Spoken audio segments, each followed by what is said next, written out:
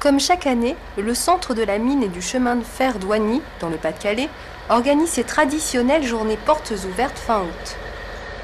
Cette année, des nouveautés sont au programme avec, pour commencer, la venue de matériel historique SNCF remisé au dépôt de Mohon.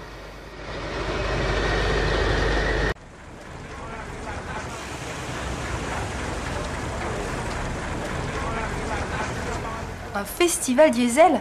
En France, c'est une idée qui ne passionne pas les foules. Et pourtant, les voies ferrées du Velay ont organisé le 8 septembre une manifestation qui a attiré de nombreux mordus de la voie métrique sur la ligne qui relie Dunières en Haute-Loire à Saint-Agrève en Ardèche.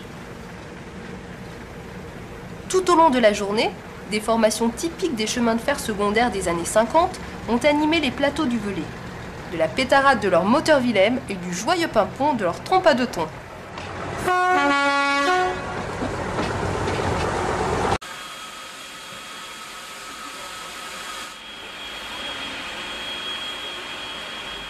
En 1857, il y a 150 ans, les autorités piémontaises faisaient entamer le plus grand chantier ferroviaire de cette époque, le percement d'un tunnel de près de 13 km sous le massif du Fréjus, entre Bardonecchia et Modane.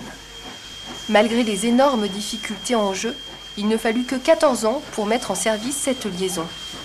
Désormais, on pouvait se rendre de Paris à Rome par le train sans affronter le col du Mont-Cenis.